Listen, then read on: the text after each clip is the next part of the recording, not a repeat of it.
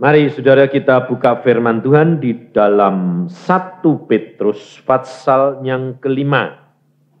1 Petrus pasal 5 mulai ayat pertama. Aku menasihatkan para panatua di antara kamu.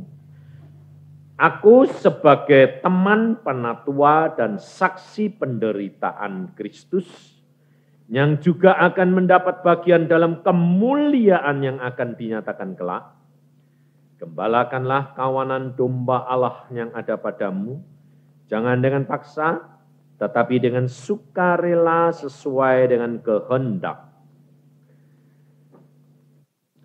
Allah. Dan jangan karena mau mencari keuntungan, tetapi dengan pengabdian diri. Janganlah kamu berbuat seolah-olah kamu mau memerintah atas mereka yang dipercayakan kepadamu, tetapi hendaklah kamu menjadi teladan bagi kawanan domba itu. Maka kamu apabila Gembala Agung datang, kamu akan menerima mahkota kemuliaan yang tidak dapat layu. Demikian jugalah kamu, hai orang-orang muda, tunduklah kepada orang-orang yang tua, dan kamu semua rendahkanlah dirimu seorang terhadap yang lain. Sebab Allah menentang orang yang congkak, tetapi mengasihani orang yang rendah hati. Karena itu rendahkanlah dirimu di bawah tangan Tuhan yang kuat, supaya kamu ditinggikan pada waktunya. Serahkanlah segala kekhawatiranmu kepadanya, sebab Ia yang memelihara kamu. Sadarlah dan berjaga-jagalah, lawanmu si iblis berjalan keliling sama seperti singa yang mengaum-ngaum dan mencari orang yang dapat ditelannya. Lawanlah dia dengan iman yang teguh, sebab kamu tahu bahwa semua saudaramu di seluruh dunia menanggung penderitaan yang sama. Dan Allah sumber segala kasih karunia, yang telah memanggil kamu dalam Kristus kepada kemuliaannya yang kekal, akan melengkapi, meneguhkan, menguatkan, dan mengokohkan kamu sesudah kamu menderita seketika lamanya. Ialah yang mempunyai kuasa sampai selama-lamanya. Amin. Saudara, kita perhatikan ayat-ayat yang kita dengar dan baca ini. Mengapa Rasul Petrus memberikan nasihat ini kepada saudara dan saya? Karena Petrus sudah mengalami sendiri apa yang dikatakan ini, saudara. Sebab kita manusia ini sulit sekali, saudara. Kalau dinasehati, dikasih tahu, susah untuk nurut. Nurut itu susah. Ngerti aja susah. Apalagi nurut. Ngerti saja sulit. Apalagi nurut. Untuk ngerti aja susah, saudara. Kenapa? Sebab saudara mungkin ngomong gini, ya Pak, kalau Tuhan yang ngomong mesti nurut, betul enggak? Kalau dia dengar Tuhan, kira-kira mau nurut enggak? Nurut. Kira-kira Hartono ini sama si Petrus bandel mana? Ayo sekarang saya tanya. Dia pada waktu dengar Yosua 3. Nah, ngerti lah? Ngerti enggak? Enggak ngerti. Dia sampai bingung. Wong ngerti enggak Yosua apa ada? Loh, kok ngerti? Ada wae enggak tahu kok ngerti. Apalagi ngerti wong ada wae di mana. Padahal punya Alkitab enggak? Punya. Di Alkitab ada enggak? Ada. Tapi ngerti enggak? Enggak ngerti. Nah, ya. Saudara ini percaya enggak langit bumi milik Allah? Hah? Allah bilang apa? Kalau kamu nurut, apa saja yang aku punya, kamu punya. Amin? Ngerti? Masalahnya nurut enggak? Belum. Nah, kalau belum, lalu kepunyaannya Allah, kepunyaanmu enggak? Belum. Belum. Upah itu kan janji kalau nurut loh. Maka dari itu saudara, Hartono itu lumayan dibandingin Petrus. Tapi saya cuma tanya, kamu sama Petrus bandel mana? Nah ini masalahnya, jawab dewek. Sebabnya kalau saya yang ngomong nanti ngakimi.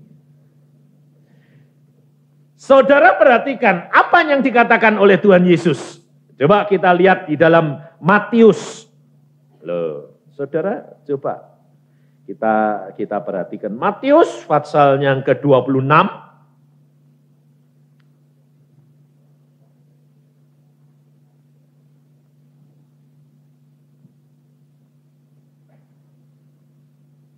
Matius pasal 26 ayat 31. Maka berkatalah Yesus kepada mereka, malam ini kamu semua akan tergoncang imanmu karena aku. Sebab ada tertulis, aku akan membunuh gembala dan kawanan domba itu akan tercerai-berai.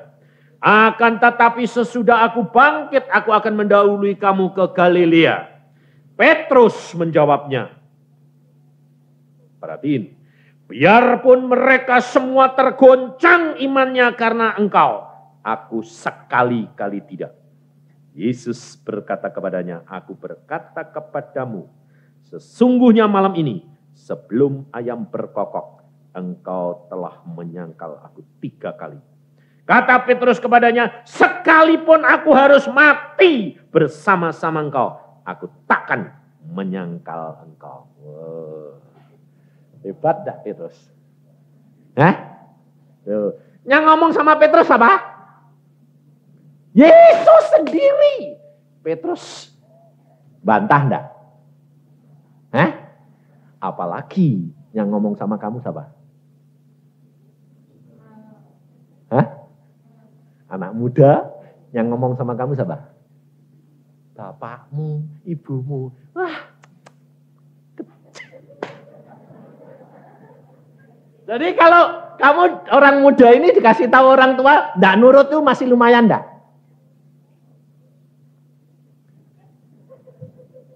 Pasti kamu kan masih lumayan. Jawab yang besar.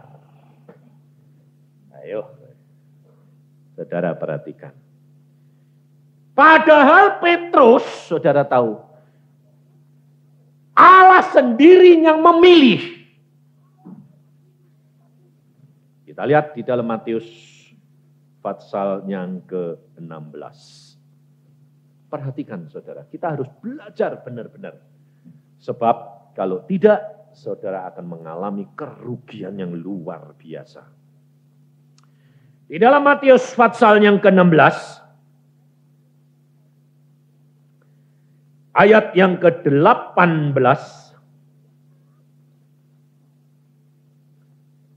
dan aku pun, kata Tuhan Yesus kepada Petrus, dan aku pun berkata kepadamu, engkau adalah Petrus, dan di atas batu karang ini aku akan mendirikan jemaatku, dan alam maut tidak akan menguasainya. Wah, luar biasa. Loh, aneh enggak saudara? Tuhan Yesus ini milih orang yang apa? Keras hati apa keras kepala? Kira-kira ada orang bantah terus itu keras hati atau keras kepala? Keras kepala. Saudara, makanya kamu periksa dirimu. Kamu ini kepalamu keras enggak?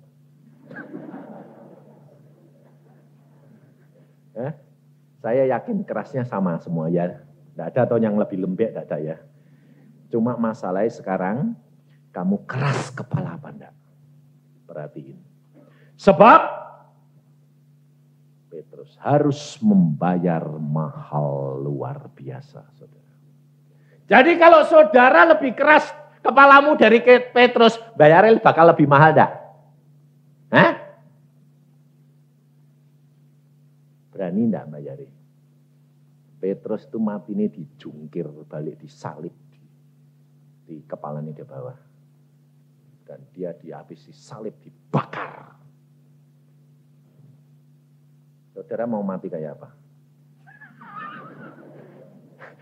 Hah?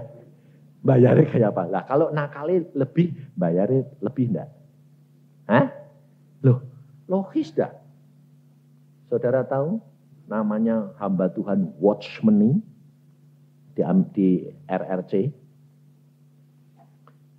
Coba saya beritahukan, nanti kamu lihat menderita Petrus atau menderita Watchmeni.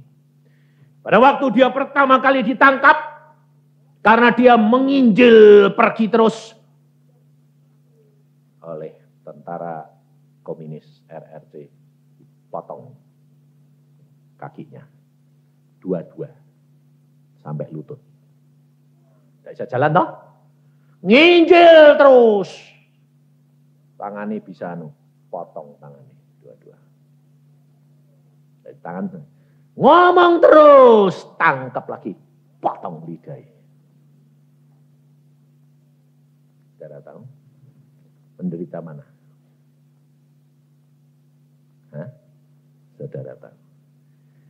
Allah memberikan Alkitab supaya saudara dan saya belajar.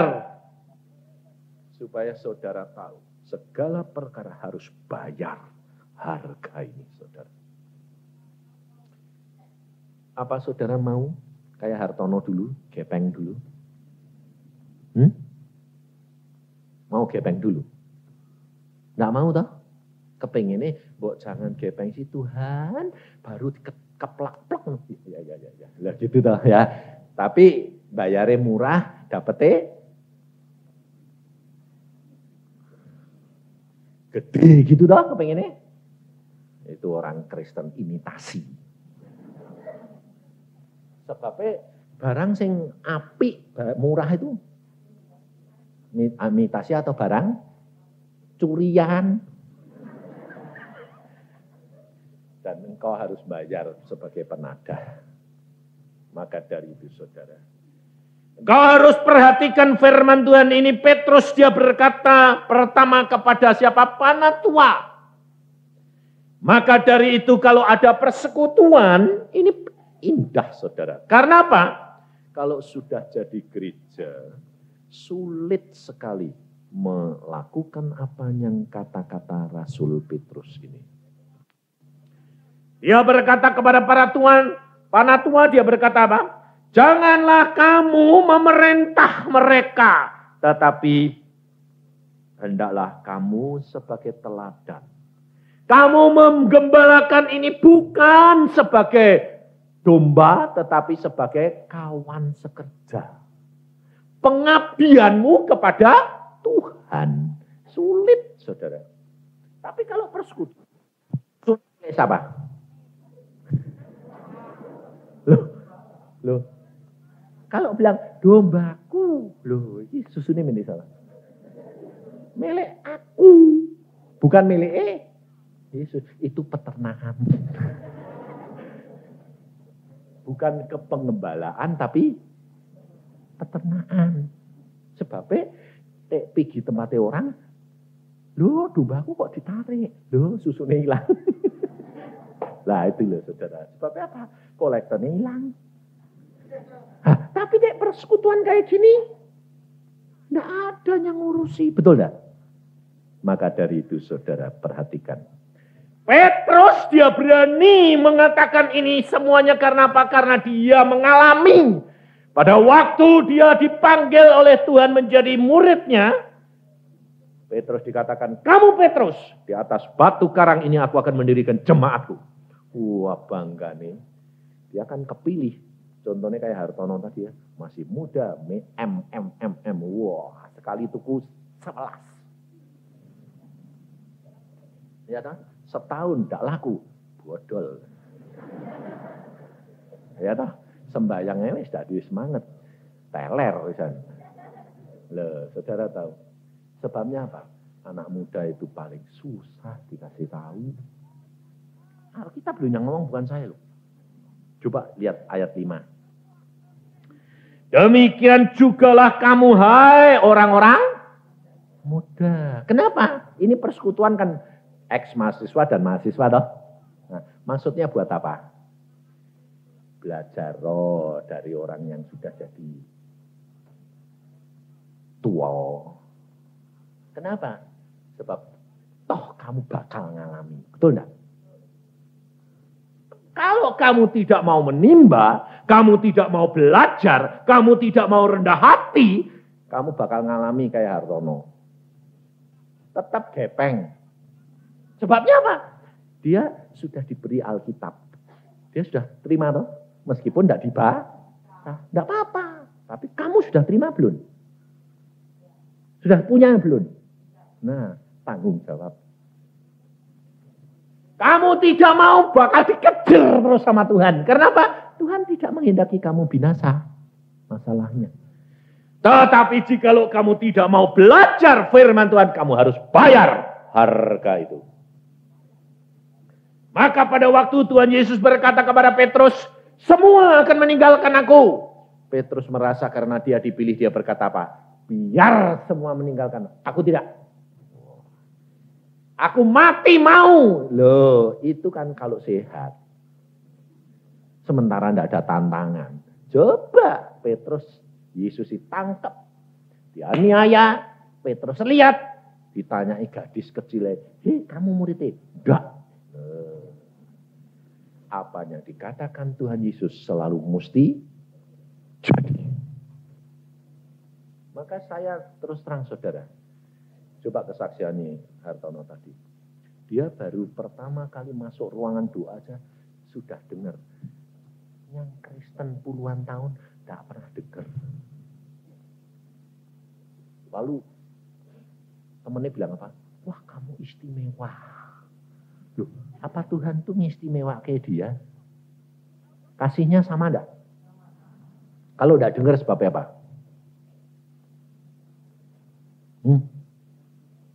Karena kurang sungguh-sungguh. Kenapa? Karena belum kecepet kayak dia nenek. Loh, sebabnya kalau orang sudah kecepet, sembahyang itu getol. Waduh, tenanan. Loh, makanya itu kamu kadang-kadang perlu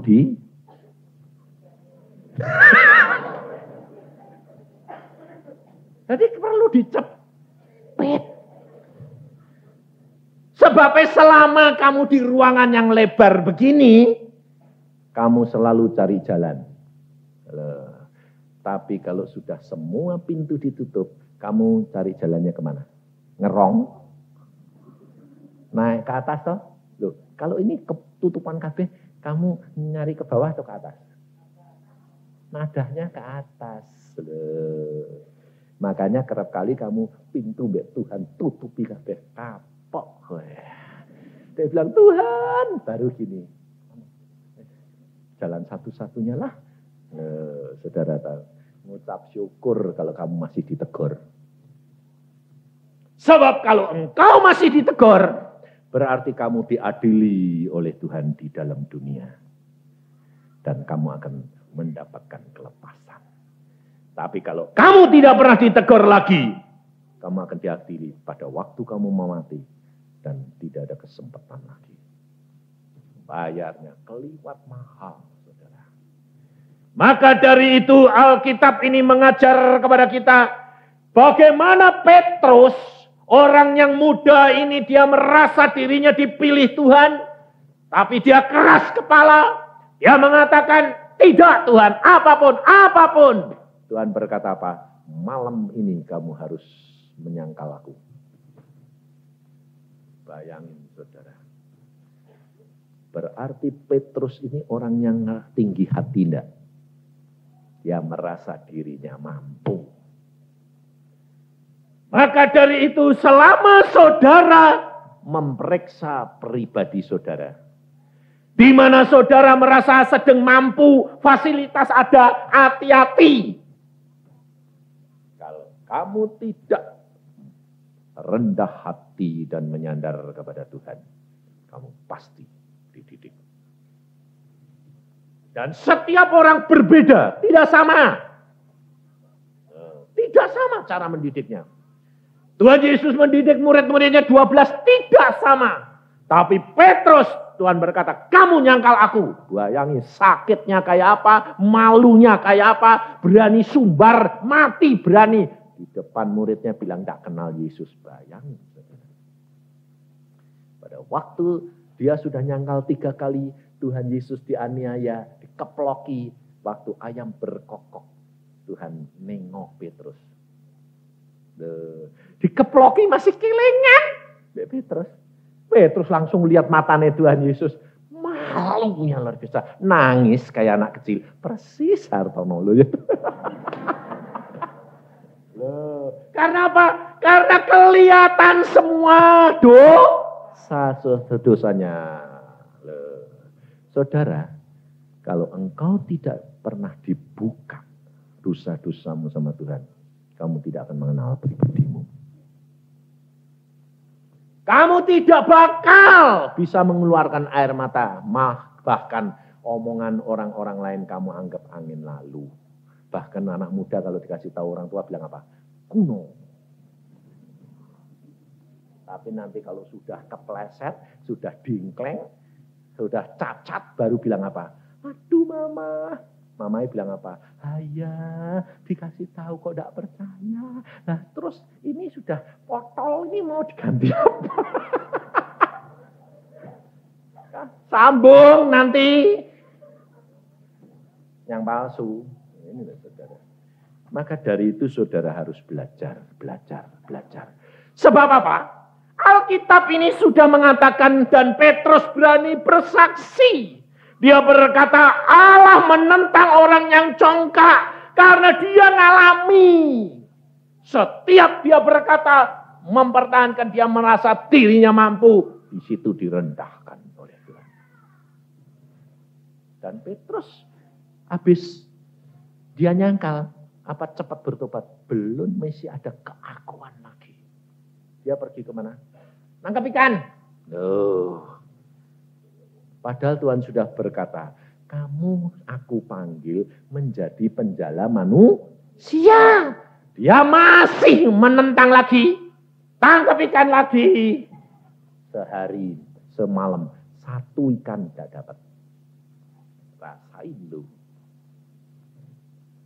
Saudara tahu, karena di sini dikatakan Rasul Petrus berkata apa? Dia berkata apa? Di sini coba perhatikan. Bahwa kamu, ayat yang ke-6, karena itu rendahkanlah dirimu di bawah tangan Tuhan yang kuat.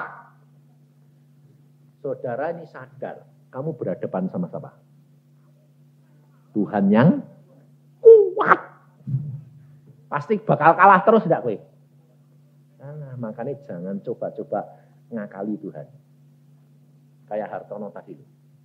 300 dihitung, 365. Jadi 65 kasih Tuhan, itu kan rentennya kurang ajar. Tuhan mah diakali, malah tidak payu. Baru dia mengatakan, wes Tuhan, ini bodoh-bodonan, POKB, payu. Loh. Tapi dia bilang coba perhatiin, dah Tuhan, tek meh bangkrut, wes ini tekmu, dikasih Tuhan. Waktu payu, wedek ini kok wedek Tuhan. Ayo, bedanya apa ya Tuhan? Bedanya ini dibalik dia mbak Tuhan no. Loh, betul enggak? Tuhan itu tidak kepingin apa-apa, saudara tahu. Dia hanya kepingin kerendahan hatimu menyerahkan dalam tangan dia. Engkau mengakui kebesaran kekuatan dia. Dia akan itu yang dibutuhkan Tuhan. Dan semua dibeli kembalikan kepadamu. Karena dia Allah yang punya segala-galanya. Dia tidak kepingin minta kamu. Coba contohnya kayak mamahnya ini. Seorang anak kecil baru pulang dari toko bawa roti tart segede tampah. Wah, anaknya bilang, ini buat kamu. Waduh, anaknya yang kecil itu wah senengnya gotongnya kuat. Terus kalau sudah diterima, mamanya bilang, sekarang mamah minta. Kira-kira kalau anaknya bilang, lu kan sudah dikasihkan saya, kok diminta? Mamanya seneng atau jengkel? Jengkel. Tapi kalau anaknya mamanya bilang, mamah minta. Lalu anaknya gotong lagi. Ini kan punya mama. Yang dikasih ke aku. Sekarang mama ngambil dulu. Makan yang enak dulu. Habis itu buat saya. Mamanya malah ngambil pada. Malah bilang, nah anak manis buat kamu. Loh. Betul enggak? Tapi kalau kamu, Mbak Tuhan bilang, jangan Tuhan. 1/10 saja kamu. Aku 90. Tetap kepala. Saudara harus belajar firman Tuhan. Dia tuh cinta saudara luar biasa. Dan wataknya Tuhan tuh aneh. Kamu tidak mau, malah dia mau. Kamu mau, dia tidak mau. Itu Tuhan. Tuhan tuh aneh. Aku bilang, Tuhan, aku mau, kamu tidak mau. Aku tidak mau, kamu mau. Tuhan berkata, firman-Ku berkata apa? Apa yang tidak pernah timbul dalam pikiranmu, apa yang tidak pernah timbul dalam hatimu, itu yang disediakan Allah bagi orang yang mengasihi Dia. Jadi jangan mikir-mikir jangan hitung-hitung sipua-sipua mbak Tuhan. Rugi dagang mbak Tuhan, bangkrut kowe. Loh, betul enggak? Kalau mbak Tuhan itu yang nurut, ini loh, POKB Tuhan, dibalik malah tambahi. Itu Tuhan. Makanya anak-anak muda inilah hati-hati. Kalau kamu kepengen kaya, tambah bangkrut. Gadis-gadis ini, kalau minta jodoh barang itu jangan bilang, Tuhan yang model gini. Hati-hati. Minta gini, Tuhan berikan yang sesuai dengan kehendak Tuhan. Yang tahu siapa? Tuhan. Yang cocok mbek kowe siapa? Yang tahu. Kamu bisa bilang, saya dokter saja, lihat, enggak berani jamin. Wong ketutupan kabeh. Tapi Tuhan tahu, betul enggak? Dia tahu yang cocok sebab Tuhan berkata apa? Engkau nak sejudu. Klop. Jadi, kalau ini nih lemah, mesti dikasih yang kuat. Jadi kalau dia bisa ngambil keputusan, dikasih istri yang tegas. Jadi jangan kaget bojomu galak. Itu anugerah. Karena apa? Nah, suaminya tidak bisa tegas. Lah untuk tidak tegas, biar tegas, bodol. Bangkrut. Tidak bisa ngambil keputusan. Tapi kalau yang satu, suaminya tegas, istrinya mesti lembek, kayak model aku nurut. Iya. Gitu. Kenapa? Keras budal wes. Melayu sana.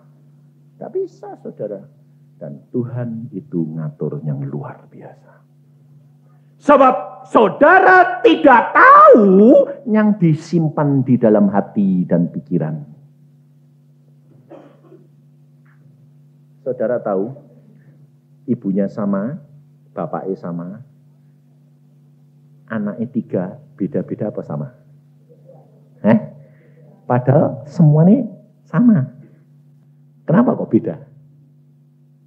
Sebab Tuhan mau menunjukkan bahwa Allah luar biasa. Dan kamu harus sadar, kamu membutuhkan Dia.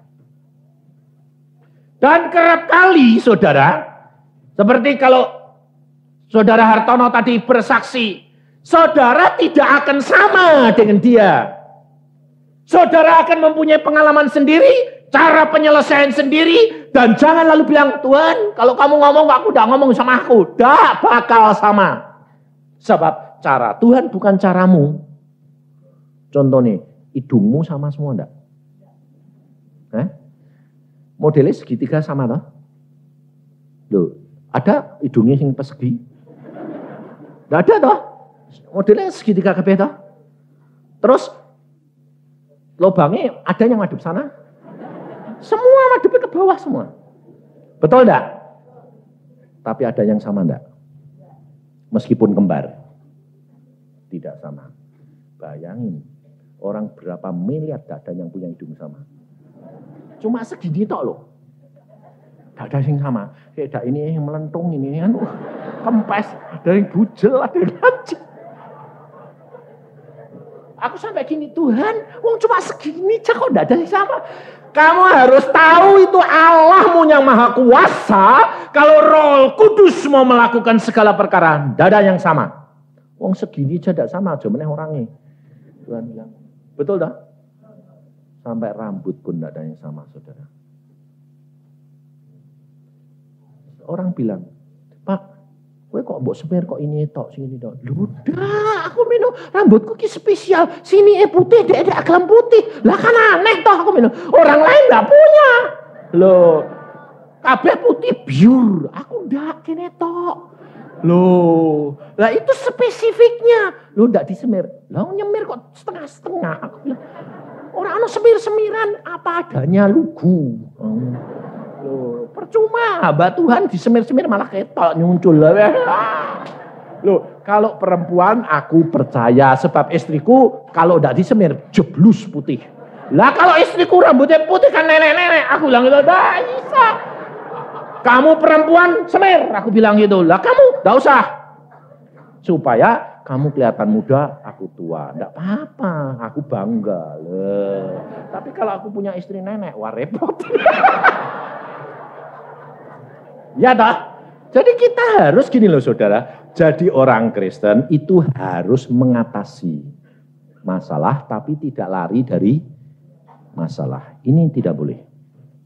Jadi jangan saudara lalu kecewa. Lu kok gini, lu kok gini. Tidak ada manusia yang di dunia ini yang sempurna saudara. Sebab setiap manusia punya kelemahan. Maka Petrus pada waktu itu dia berkata apa? Rendahkanlah dirimu terhadap Allah yang kuat. Dan ini tanamkan dalam dirimu saudara. Bahwa kamu berhadapan dengan Allah. Kamu dimanapun Allah tidak pernah melepaskan matanya kepadamu. Ini saya alami saudara. Saya dulu nakalnya luar biasa. Tapi setiap kali saya mau berbuat dosa. Saya melihat sepasang mata melihat saya. Dimanapun saya tahu Tuhan mengawasi aku. Sehingga tidak berani. Saudara tahu. Ini harus engkau tanamkan. Sebab kalau tidak engkau akan dicarikan jalan oleh Allahmu. Dan kamu akan menanggung akibat penderitaan itu. Dan bayar harga itu. Kalau engkau sudah menanggung, kamu akan menangis. Tetapi sebelum kamu lunaskan harga hukuman bayaran, kau tidak akan diberhentikan. Maka Petrus berani berkata, dia berkata apa? Di sini dalam ayat yang ke-7 dia berkata, serahkanlah segala kuatirmu kepadanya, sebab ia yang memelihara kamu. Petrus tahu bahwa setiap orang punya kekhawatiran. Petrus tahu. Sebab dia sendiri ngalami. Bagaimana rasa kekhawatiran, ketakutan itu. Tetapi dia di sini dia berkata, serahkan dalam tangan dia. Gantungkan kepada dia. Karena apa? Dia Allahmu yang kuat. Jangan sampai seperti Naomi, saudara. Coba kita lihat di dalam kitab Rut. Saya akan bacakan 1-2 ayat. Di dalam kitab Rut, pasal yang pertama. Ayat yang ke-19, 20 dan 21. Dan berjalanlah keduanya Rut dengan Naomi sampai mereka tiba di Bethlehem. Ketika mereka masuk ke Bethlehem, gemparlah seluruh kota karena mereka, dan perempuan-perempuan berkata, Naomikah itu? Tetapi ia berkata kepada mereka, janganlah sebutkan aku Naomi, sebutkanlah aku Mara, sebab yang Maha Kuasa telah melakukan banyak yang pahit kepadaku. Dengan tangan yang penuh aku pergi, tetapi dengan tangan yang kosong Tuhan memulangkan aku. Saudara perhatikan, Naomi pergi dengan penuh kelimpahan karena dia menghindari kelaparan dan ketakutan, kekhawatiran di Yerusalem, di Bethlehem ada kelaparan. Tetapi dia pergi ke Moab, suaminya malah mati. Anaknya 2 mati. Bahkan dia ditemani menantunya orang Moab. Maka dari itu saudara, kamu tidak tahu apa yang akan terjadi. Siapa di antara saudara tahu apa yang akan terjadi besok? Tidak tahu lah. Makanya itu, gadis-gadis ini cantik, cari model yang kayak apa. Kamu tahu besok terjadi apa? Tahu-tahu mau kawin jedat, kelepek. Mau apa? Ini terjadi di Jakarta, saudara. Saya diundang ke rumah sakit Pertamina. Masuk. Ada seorang pemuda, umurnya baru 27 tahun. Tinggi, besar, ganteng. Tidur. Saya lihat, gagahnya orang ini. Dia baru lulus master dari London. Ayah ibunya menyediakan perusahaan yang akan dipegang dia. Ganteng, tinggi, besar. Ditutupi semua. Waktu saya datang, saya ngomong, dibuka kakinya. Harus dipotong busuk. Kenapa? Kanker darah. Terjadinya kan apa? Pas 10 hari lagi mau kawin. Undangan sudah disebar. Waktu dia menyebar undangan, perusahaan sudah disiapkan. Istrinya sudah ada. Pilihannya sudah istimewa. Undangan sudah dibikin. Dia bilang, badanku kok lemes. Periksa dokter. Dokter berkata, segera masuk. Leukemi. Sebelumnya itu tiap tahun checking. Tidak ada apa-apa. Tapi kurang 10 hari menikah. Masa depan sudah cerah. Putusan datang. Kim. Lalu saya diundang berkata, dokter berkata, potong atau enggak? Saya berkata, cepat bertobat, waktunya sudah habis. Ayahnya sombongnya luar biasa, bangga. Saya bilang, kamu yang menyebabkan semua terjadi anakmu ini. Kamu bangga dengan anakmu. Kamu dewakan dia. Kamu sediakan segala-galanya. Allah menyatakan dia punya tangan yang lebih kuat. Anakmu kamu potong kakinya pun tidak akan menolong. Karena Allah sudah berkata, aku menyayangi jiwa anak ini. Dan aku akan surga selamatkan dan bawa pulang. Saya bicara dengan anak ini muda ini. Saya katakan, nak, relakan dan kamu pulang. Semuanya kosong. Ya saya lebih senang pulang daripada tangan kaki saya satu dan aku toh tidak akan ada pertolongan. Ucap syukur, dalam waktu singkat kamu akan pulang dengan tidak mengalami sakit. 3 hari kemudian pulang. Tahu saudara, bahwa hidup manusia ini hanya seperti daun. Tidak ada yang kekal. Karena apa? Petrus sudah menulis di sini, dia ngalami sendiri. Kalau guru Yesus Kristus sudah berfirman, tidak ada yang dapat mengubah. Maka Petrus berkata, serahkan segala kuatirmu dalam tangan Dia. Dan engkau harus katakan kepada jiwamu dan hatimu bahwa Dia yang tahu, yang menetapkan langkah-langkahmu. Dia yang tahu persis apa yang terbaik buat engkau dan saya. Karena di sini dikatakan ayat yang ke-8, sadarlah dan berjaga-jagalah. Lawanmu si iblis berjalan keliling sama seperti singa yang mengaum-ngaum dan mencari orang yang dapat ditelannya. Perhatikan saudara. Petrus tahu persis. Maka dia berkata sadar, sadar, sadar dan berjaga-jaga. Kenapa?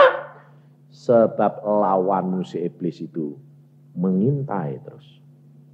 Kalau kamu lengah, kamu akan ditelan. Kenapa ditulis ditelan? Saudara perhatikan. Pernah singa nangkep kambing terus ditelan? Pernah enggak? Nangkep ya diterkam terus digigit. Kenapa di sini ditulis ditelan? Sebab Petrus tahu setan itu sudah tidak punya gigi. Tapi kita takut terus sama setan musuh. Padahal setan itu seperti singanya ompong. Kira-kira kalau kamu tahu ada singa ompong, kamu takut enggak? Kamu bilang apa? Plok, plok, plok, plok, plok. Ompong kok ditakuti. Tapi kamu ini dibodohi. Musuhmu itu setan kayak singa yang ompong. Ngerti yo? Jadi tidak usah khawatir dan takut. Karena Allahmu kuasa. Dia mengalami Petrus. Dia merasakan bahwa segala perkara itu sia-sia tanpa Yesus. Makanya pada waktu dia sudah kepenuhan roh. Dia berkata apa? Aku tidak layak Tuhan. Kalau aku mati seperti guruku. Aku minta kepalaku di bawah. Mengapa? Aku tidak layak. Ini yang Tuhan mau, saudara. Baca firman Tuhan, hadapkan engkau dengan terang firman Tuhan. Dan akui dan sadari bahwa segala perkara ada di dalam tangan Dia. Jangan kamu khawatir, tapi sadar dan berjaga-jaga.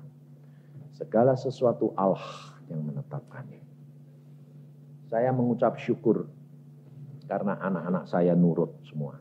Saya didik, saya bilang taat sama Tuhan lebih dari segala-galanya. Anak saya yang laki, yang baru pulang dari Australia, dia senang sama orang di Australia. Dibawa, ditunjukin saya. Dia bilang, "Pak, ini calonku." Oke, saya bilang, "Oke, Papa berdoa. Mama berdoa." Ternyata Tuhan bilang, "Bukan itu." Aku bilang, "Bukan itu." Loh, Tuhan bilang boleh. Tuhan bilang apa? Kamu sama dia boleh? Boleh.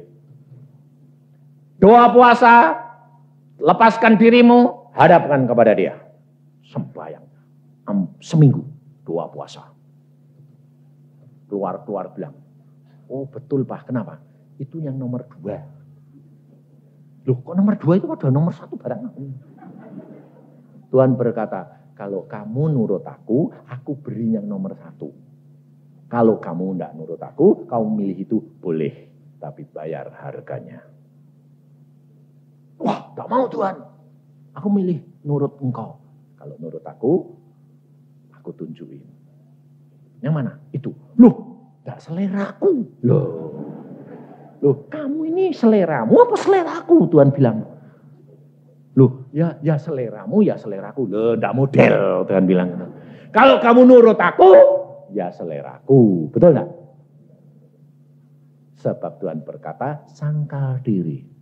Wah, dia bergumul terus, Tuhan. Nah, kalau memang aku mau nurut, ya kasih kekuatan dong, Tuhan. Nah, keluar dari doa puasa itu, anak saya itu punya ciri khusus. Kalau pikiran batuk-batuk. Aku kok batuk-batuk? Oh, pikiran ini. Malu karena belum menang. Setelah 4 hari dia bilang, sekarang kok sudah beres? Sudah, Pak. Kenapa? Sudah menang, nurut Tuhan. Turun 4 kilo. Ngapain kok jadi langsing? Pikiran. Kenapa? Habis dikasih jodoh, gak seleraku. Papa sembahyang dong. Jodohku betul itu enggak?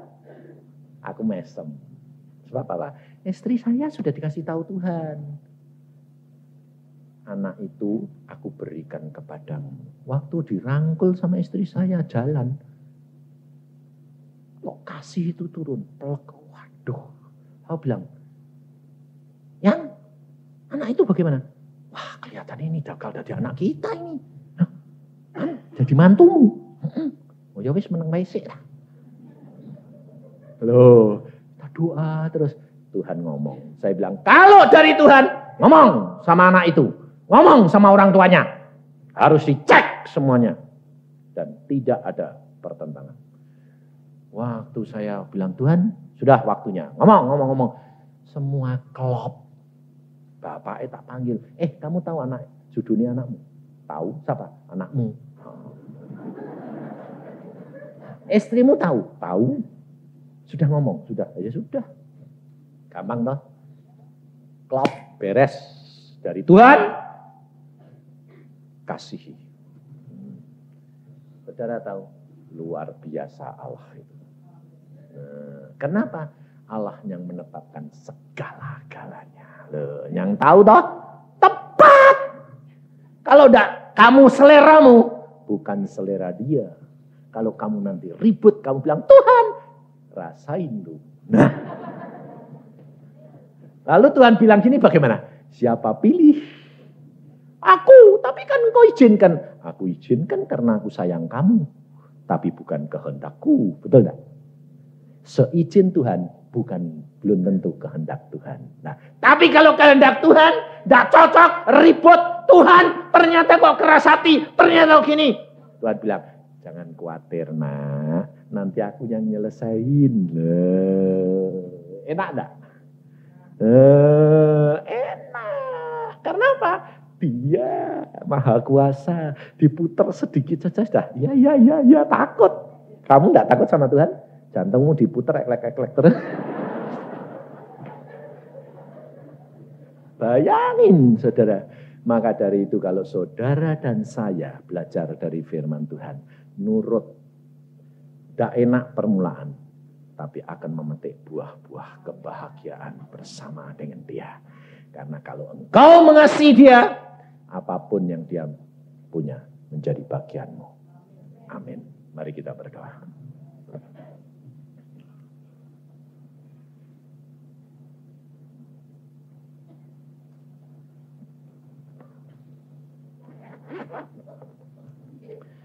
Tuhan, firman-Mu sudah hamba sampaikan. Biarlah Tuhan kesaksian dari Saudara Hartono menjadi pelajaran bagi kami supaya tidak usah kami mengalami Tuhan. Demikian juga pengalaman Petrus. Tuhan, Engkau tahu kekuatan dan kemampuan anak-anak-Mu. Dan Engkau tidak akan hajar mereka demikian keras.